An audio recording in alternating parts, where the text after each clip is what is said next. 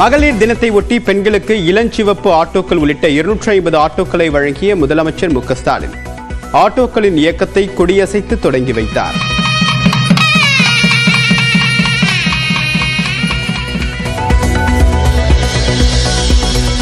அதிமுக தலைமை அலுவலகத்தில் கேக் வெட்டி மகளிர் தினத்தை கொண்டாடிய பொதுச் செயலாளர் எடப்பாடி பழனிசாமி மகளிருக்கு நலத்திட்ட உதவிகளையும் வழங்கினார்.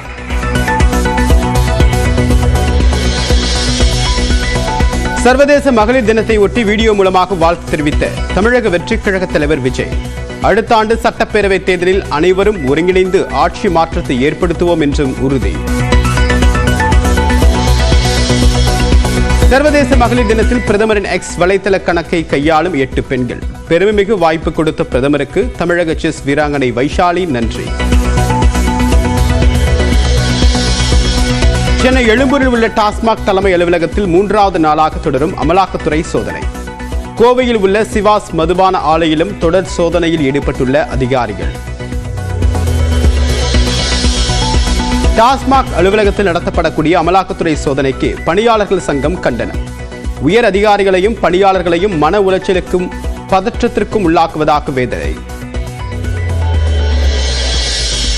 சென்னையில் ஸ்டாலின் தலைமையில் நாளை திமுக எம்பிக்கள் கூட்டம். நாளை மறுதினம் தொடங்கக்கூடிய நாடாளுமன்ற கூட்டத்தொடர் குறித்து ஆலோசனை. போக்ஸ்கோ உள்ளிட்ட கொடுங்குற்ற வழக்குகளில் விடுதலை எதிர்த்து உடனடியாக மேல்முறையீடு செய்ய வேண்டும். டிஜிபிக்கு மாநில அரசு தலைமை குற்றவியல் வழக்கறிஞர் ஹசன் முகமது ஜின்னா வலியுறுத்தல். 15 வயது மாணவிக்கு பாலியல் தொல்லை அளித்த வழக்கில் பாஜக நிர்வாகி MS ஷாவுக்கு ஜாமீன் வழங்க மறுப்பு. 10 நாட்களுக்கு குற்றப்பத்திரிகை தாக்கல் செய்யாவிட்டால் ஜாமீன் குறித்து பரிசீலனை என்று உயர்நீதிமன்ற மதுரை கிளை அறிவிப்பு. விஜய் கலந்து கொண்ட இஃப்தார் நோன்பு திறப்பு நிகழ்ச்சியில் மனிதநேய ஜனநாயக கட்சி நிர்வாகிகளிடம் 1 லட்சம் ரூபாய் திருட்டு. சிசிடிவி பதிவுகளை கைப்பற்றி அண்ணா சாலை காவல் நிலைய காவலர்கள் விசாரணை. மத்திய அரசுக்கு எதிராக வரக்கூடிய 12ஆம் தேதி தமிழ்நாடு முழுவதுமாக திமுக சார்பில் கண்டன பொதுக்கூட்டம். திருவள்ளூரில் நடைபெறக்கூடிய கூட்டத்தில் முதலமைச்சர் மு க ஸ்டாலின் பங்கேற்று பேசுகிறார். வந்தாரா எனும் விலங்குகள் மறுவாழ்வு மையம் பிரபலங்கள் மட்டுமின்றி உலக அளவில் கவனத்தை ஈர்த்துள்ளது. அப்படி அந்த மையத்தில் சிறப்பாக என்ன உள்ளது விளக்குகிறது இந்த தொகுப்பு.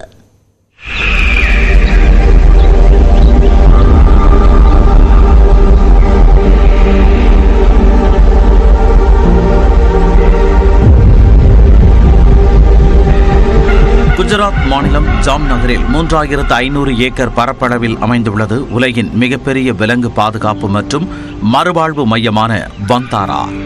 இது தொழிலதிபர் அனந்த் அம்பானியால் வழிநடத்தப்படும் வன சரணாலயமாகும்.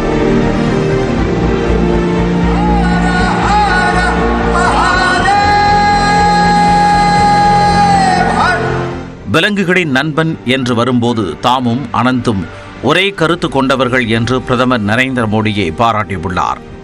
இந்த சரணாலயத்தில் 1.5 லட்சத்திற்கும் அதிகமான விலங்குகள் வசிக்கின்றன. 2000 உயிரினங்கள் மீட்கப்பட்டு மறுவாழ்வு பெற்றுள்ளன. இதில் பெரும்பாலானவை கைவிடப்பட்ட மற்றும் அழிந்து வரும் வன விலங்குகளாகும்.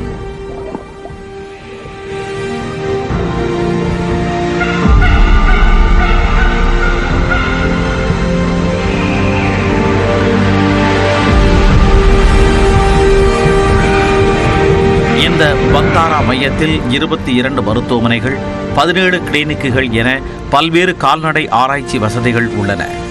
காட்டை விட்டு வெளியேறும் விலங்குகளை காப்பாற்ற அரசிடம் போதிய இடவசதி இல்லாத நிலையில் இந்த சிக்கலுக்கு தீர்வாகத்தான் வந்தாரா அமைந்துள்ளது.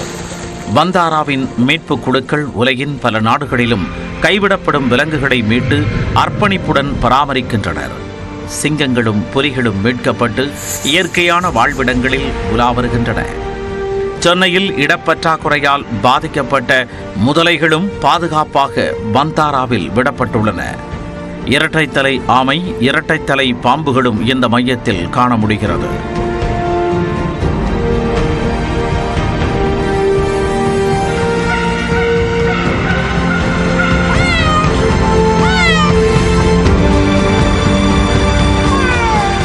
இந்த மையத்தில் ஆயுர்வேதம், ஹோமியோபதி சிகிச்சைகளும் இசை சிகிச்சைகளும் வன விலங்குகளுக்கு அளிக்கப்படுகின்றன. மான், காட்டெருமை, வரிக்குதிரைகள் மற்றும் ஒட்டகச் சிவிங்கிகளுக்கு இயற்கையான இருப்பிடமாக பந்தாரா அமைந்துள்ளது.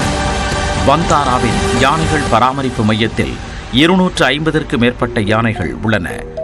சர்க்கஸ் முகாம்களில் பல ஆண்டுகளாக கொடுமைகளை சந்தித்த யானைகள் இங்கு சுதந்திரமாக உலா வருகின்றன. இந்த மையத்தில் ஒற்றை கொம்பு காண்டாமிருக குட்டியும் பராமரிக்கப்படுகிறது.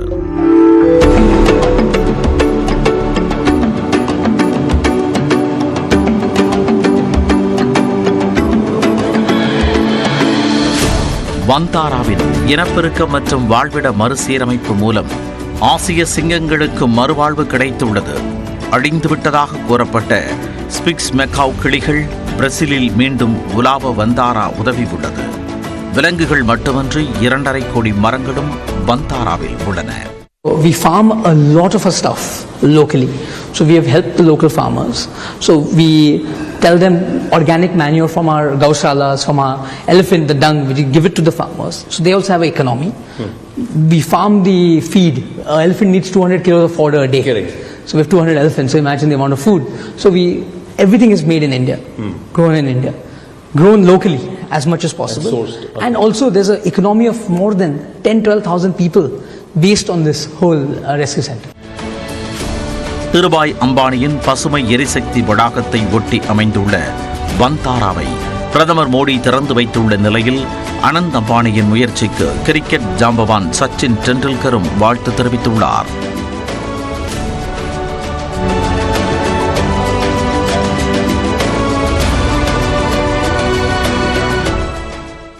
சர்வதேச மகளிர் தினம் இன்று கொண்டாடப்படும் நிலையில் ஆண்கள் மட்டுமே செய்து வந்த இறுதிச் சடங்குக்கான நிகழ்வுகளை கோவையில் சில பெண்களும் செய்து பாராட்டுகளை பெற்று வருகின்றனர். அவர்கள் யார் என்பது குறித்து விளக்குகிறது இந்த செய்தி தொகுப்பு.